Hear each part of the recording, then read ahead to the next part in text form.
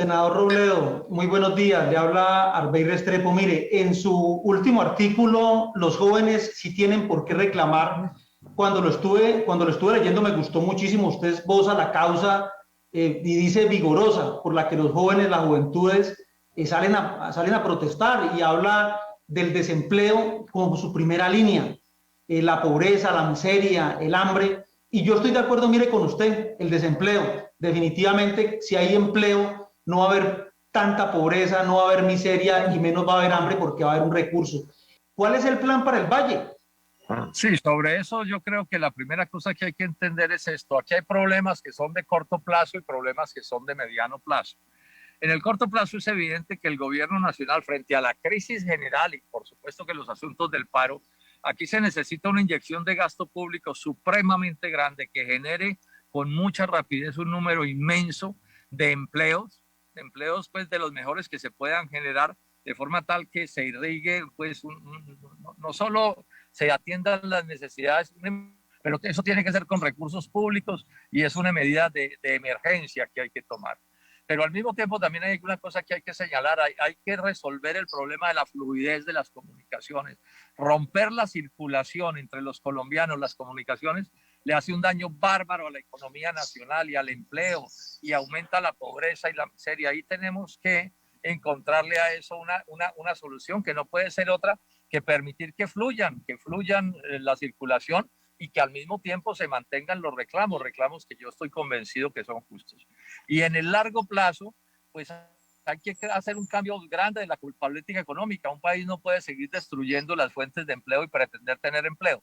Pongo un ejemplo, un país no puede importar 14 millones de toneladas de productos agrícolas que podríamos producir en Colombia y al mismo tiempo querer tener empleo.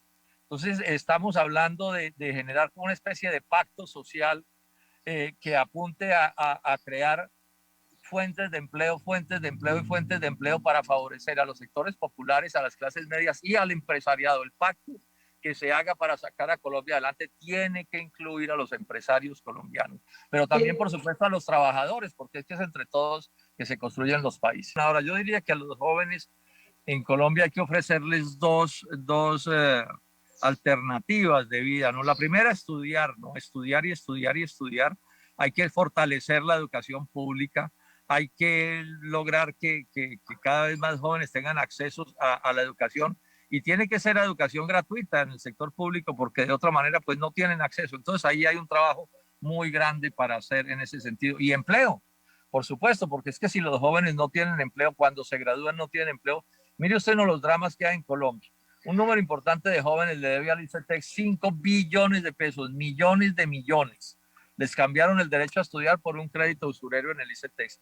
Y esos muchachos, cuando logran graduarse, entonces no consiguen el empleo con el cual deben pagar las deudas que adquirieron. O sea, es un drama realmente que a mí me lleva a poder entender con cierta facilidad la indignación juvenil. Es que la vida de los jóvenes se ha vuelto un espanto. En ese artículo que se mencionó ahora, yo hablo de que hay más de 4 millones de jóvenes, millones, aguantando hambre, literalmente hambre. Ay, es que no he almorzado y qué hambre la que tengo. No, hambre de verdad, porque apenas hacen 2 o 1 comida al día. Y eso está afectando, por supuesto, a los jóvenes de manera dolorosísima. La alcaldesa Claudia López tomó la decisión de hacer un redireccionamiento grande del gasto público en beneficio de programas, digamos, que sean adecuados frente a la crisis que se vive. O sea, en el corto plazo hay que tomar las medidas de emergencia que son muy parecidas a las que se están tomando en todo el mundo y sobre las cuales el presidente Duque ha sido extremadamente cicatero. Colombia es de los peores del mundo en cuanto a gasto público frente a la pandemia, de los peores. Hay como 100 países en el mundo mejor que Colombia en esa relación. Entonces, hay que tomar decisiones en ese sentido, pero yo insisto desde hace muchos años en que aquí hay que hacerle cambios importantes al modelo económico. Dentro de la economía de mercado no se trata de estatizar la economía, pero sí hay que hacerle cambios que apuntan a una cosa que es relativamente fácil de entender. Hay que crear riqueza. Y eso, a mi juicio, no tiene sino una alternativa hoy por hoy en Colombia, que es sustituir importaciones. Sustituir importaciones. O sea, estamos importando una cantidad de bienes que podríamos producir en Colombia. Por ejemplo, esto lo estamos analizando con todo el cuidado en mi oficina. Si se sustituyeran importaciones de confecciones del Asia, podríamos generar unos 350.000 empleos, no de un día para otro, por supuesto que no, pero sí como una estrategia de empleo de mujeres cabeza de hogar que podrían, digamos, de esa manera vincularse a la producción.